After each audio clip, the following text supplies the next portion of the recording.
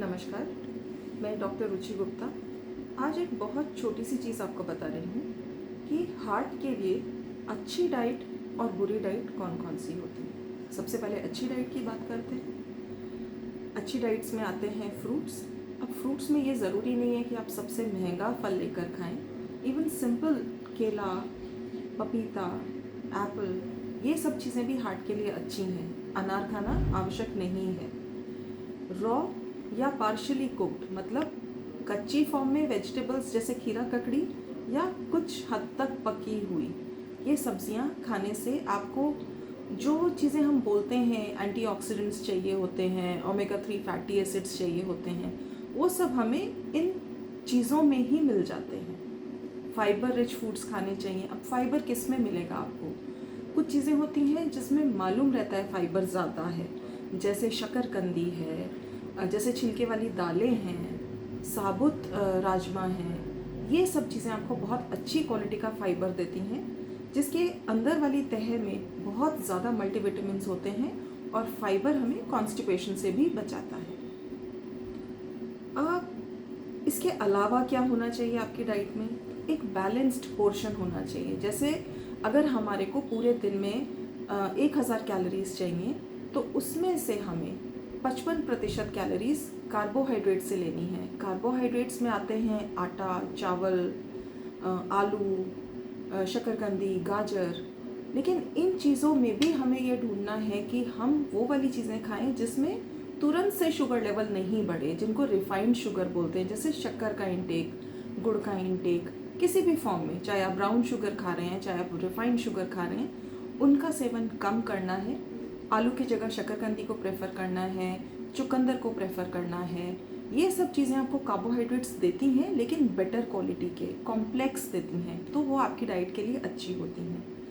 20 से 30% आपकी जो एनर्जीज़ हैं टोटल, वो आपको प्रोटीन से मिलनी चाहिए। अब प्रोटीन किस किस चीज़ों में होता है? प्रोटीन दूध में, पनीर में, सोया मिल्क पनीर में, दालों में, इन सब में प्रोटीन्स हैं। ये प्रोटीन के रिच सोर्सेज हैं। नॉनवेज में भी होता है। जो लोग नॉनवेज खाते हैं, अगर वो हार्ट के मरीज़ हैं तो उनको केवल लीन मीट या बॉइल्ड फिश चूज़ करना है प्रोटीन के लिए। अदरवाइज़ वो वेजिटेरियन सोर्सेज पर डिपेंड कर सकते हैं। फैट का इंटेक कितना होना चाहिए? 55 और 30%। निकालने के बाद जितना पोर्शन ऑफ एनर्जी बचता है, केवल उतना एनर्जी के लिए आपको फैट चाहिए। और कोशिश करना है कि जो फैट है वो अनसैचुरेटेड, पॉली अनसैचुरेटेड या मोनो अनसैचुरेटेड हो। मतलब रिफाइंड ऑयल की फॉर्म में हो, सरसों के तेल की फॉर्म में हो, जमने वाला घी कम से कम मात्रा में जाए। ये तो हुए वो अच्छी चीज़ें जो आपको लेनी है, अच्छी फॉर्म ऑफ डाइट जो आपको लेनी है। अब हम बात कर रहे हैं वो डाइट्स जो आपको नहीं लेनी है, bad form of diets for heart patients. उसमें क्या आता है? Refined sugars, poor quality proteins और सैचुरेटेड फैट्स, मतलब जमने वाले घी। इसके अलावा एक बहुत इंपॉर्टेंट चीज़ है जिसको हम बोलते हैं ट्रांस फैट्स। ट्रांस फैट्स तली हुई चीज़ों में, बेकरी की ज़्यादा टेम्परेचर पर बेक हुई चीज़ों में, सब में होता है। उनको आप अवॉइड करेंगे तो आपकी सेहत के लिए अच्छा रहेगा। इसके साथ ही मैं आपसे एक दो क्वेश्चंस वो शेयर कर रही हूँ जो मुझसे मेरे पेशेंट्स बहुत कॉमनली पूछते हैं।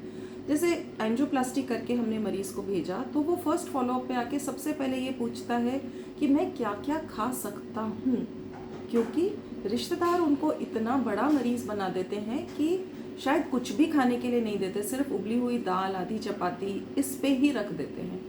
उन सभी लोगों के लिए, पेशेंट्स एज वेल एज उनके रिश्तेदारों के लिए मेरा ये कहना है कि क्योंकि आपके घर के डाइट पैटर्न में कुछ गड़बड़ थी, इन एडिशन टू और भी जो रोल्स होते हैं स्ट्रेस के, जेनेटिक्स के, डाइट का भी एक मेजर रोल है। इसीलिए आपके घर में किसी एक रिश्तेदार को हार्ट की प्रॉब्लम हुई है, तो सिर्फ उनकी डाइट चेक करने की बजाय सभी लोगों की डाइट में कुछ मॉडिफिकेशन की जाए। पूरे घर का खाना कम तेल में बनाया जाए, कम चिकनाई में बनाया जाए, चिकनाई का कम से कम सेवन किया जाए। और यह चीज़ें आप अपने जो अभी आपके रिश्तेदार जिनका हार्ट का इलाज हुआ है या जिनका इलाज चल रहा है, उन्हें भी खाने दें। उनको आप मरीज़ मत बनाएं, एक नॉर्मल खाना दें। अच्छी चीज़ें मैं बता चुकी हूँ, जो चीज़ें नहीं खानी है वो भी बता चुकी हूँ, पर इसको घर के सभी मेंबर्स फॉलो करें। उनके ऊपर रिस्ट्रिक्शन नहीं लगाएं। वो छाछ भी पी सकते हैं, छाछ राबड़ी भी ले सकते हैं, ठंडा दूध भी पी सकते हैं बिना मलाई वाला, दही भी खा सकते हैं। इन चीज़ों पे उनके रोक टोक नहीं लगाएं। साथ ही एक्टिविटीज़ के बारे में भी छोटी सी बात कर लेते हैं। जिन मरीजों को हार्ट अटैक आने के बाद एंजियोप्लास्टी हुआ है उनको ठीक है, हम बोलते हैं हफ्ता 10 दिन उनके हार्ट वीक होने की वजह से जो उनकी पूरी बॉडी में वीकनेस आई है, स्ट्रेंथ की कमी हुई है, तो उनको हफ्ता 10 दिन का रेस्ट चाहिए, वो घर घर में घूमें। लेकिन जिनका इलाज हार्ट अटैक नहीं हुआ था लेकिन कुछ शंकाएं थी कि हार्ट की तकलीफ है, एंजाइना हो रहा था, अनस्टेबल एंजाइना था, और उन्होंने हार्ट का ट्रीटमेंट कराया है, उनको ज़बरदस्ती बिस्तर पर बिठाने की कोई आवश्यकता नहीं है। वो 24 घंटे के बाद ही अपने रूटीन एक्टिविटीज़ कर सकते हैं। धन्यवाद।